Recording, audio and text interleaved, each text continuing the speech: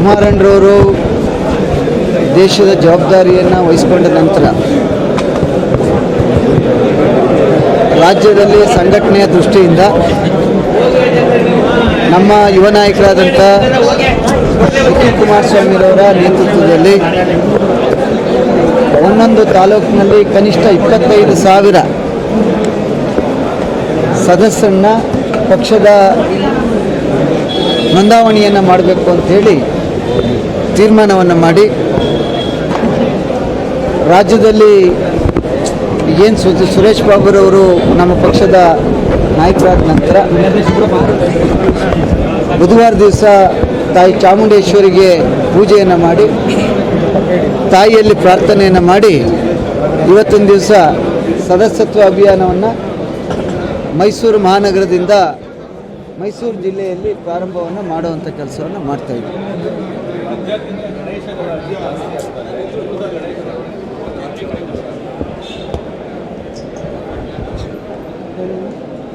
ಸನ್ಮಾನ್ಯ ಮುಖ್ಯಮಂತ್ರಿಯವರು ನಮ್ಮ ಜಿಲ್ಲೆಯವರೇ 13ರಿಂದ 18ರವರೆಗೆ ಏನು ಆಡಳಿತವನ್ನು ಕೊಟ್ಟಿದ್ದರು ಎಲ್ಲ ರೀತಿಯಲ್ಲೂ ಕೂಡ ರಾಜ್ಯದಲ್ಲಿ ಪೊಲೀಸ್ ಇಲಾಖೆ ಸರ್ಕಾರದ ಕೈಗೊಂಬೆ ಆಗಿಲ್ಲ. ಸಿದ್ದರಾಮಯ್ಯನವರ DK ಶಿವಕುಮಾರ್ ಅವರ ಕೈಗೊಂಬೆಯಾಗಿ ಕೆಲಸ ಮಾಡ್ತಾ ಇದ್ದಾರೆ. ಇವತ್ತು ರಾಷ್ಟ್ರದಲ್ಲಿ ಕರ್ನಾಟಕದಲ್ಲಿ ಏನು ವಿಘ್ನೇಶ್ವರನ ಪೂಜೆಯನ್ನು ಮಾಡ್ತಾ ಇದ್ದೀವಿ, ಅದನ್ನು ಪೊಲೀಸ್ನವರು ಎತ್ಕೊಂಡೋಗಿ ವಾಹನಗಳಲ್ಲಿ ಇಡುವಂಥ ಪರಿಸ್ಥಿತಿ ಬಂದಿದೆ ಅಂದರೆ ಗೃಹ ಇಲಾಖೆಯ ಆಡಳಿತ ವ್ಯವಸ್ಥೆಯನ್ನು ದಯಮಾಡಿ ರಾಜ್ಯದ ಜನ ತೀರ್ಮಾನವನ್ನು ಮಾಡಬೇಕು ಅಂತ ಈ ಸಂದರ್ಭದಲ್ಲಿ ನಾವು ಒತ್ತಾಯವನ್ನು ಮಾಡ್ತಾ ಇದ್ದೇವೆ.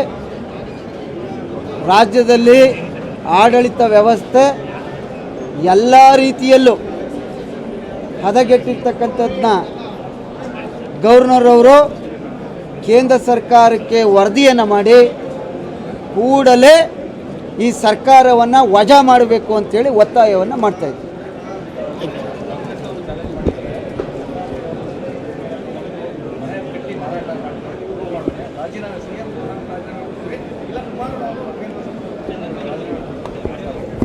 ನಿನ್ನೆ ಕುಮಾರಣ್ಣರವ್ರನ್ನ ಸ್ಟೇಟ್ಮೆಂಟನ್ನು ನಾನು ಮೊನ್ನೆ ನೋಡಿದೆ. ಅವರು ಯಾವುದೇ ವಿಚಾರವನ್ನು ದಾಖಲಾತಿಗಳಿಲ್ಲದೆ ಮಾತನಾಡಲ್ಲ.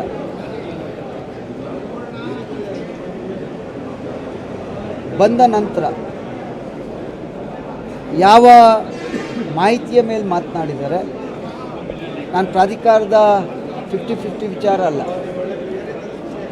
ಮೋಸ್ಟ್ಲಿ ಹೆಬ್ಬಾಳ್ನಲ್ಲಿ ಹಿಂದೆ ಇದ್ದಂಥ ಮನೆ ವಿಚಾರ ಮಾತನಾಡಿರ್ಬೇಕು, ವಿಜಯನಗರದಲ್ಲಿ ಇದ್ದಂಥ ಮನೆ ವಿಚಾರ ಮಾತಾಡಿರ್ಬೇಕು.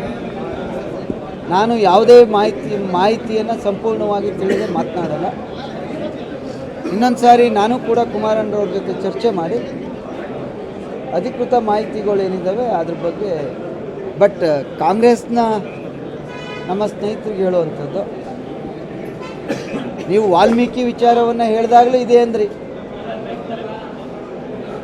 ಇದು ಈ ರಾಜ್ಯಕ್ಕೆ ಬಂದಂಥ ಈ ರಾಜ್ಯದ ನಾವೆಲ್ಲ ರಾಜಕಾರಣಿಗಳು ತಲೆ ತಗ್ಸುವಂಥ ವಿಚಾರ. ಪರಿಶಿಷ್ಟ ಜಾತಿ ಪರಿಶಿಷ್ಟ ಪಂಗಡದ ಹಣವನ್ನು ನೇರವಾಗಿ ಮುಖ್ಯಮಂತ್ರಿಗಳೇ ಹಣಕಾಸಿನ ಸಚಿವರಾಗಿರೋದ್ರಿಂದ ಆ ಹಣ ದುರುಪಯೋಗ ಆಗಿರೋದ್ರಿಂದ ಈಗಾಗಲೇ ಈ ಸರ್ಕಾರವನ್ನು ಅಮಾನತಿನಲ್ಲಿ ಇಡಬೇಕಾಯಿತು.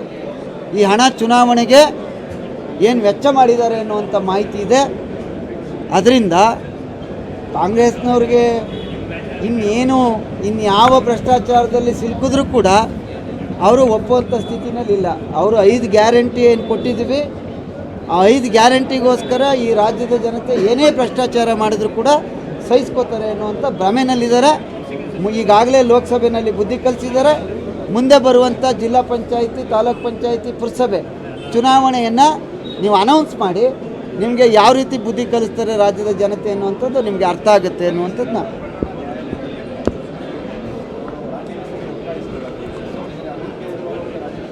ಈಗ matter is pending before the court, no comments.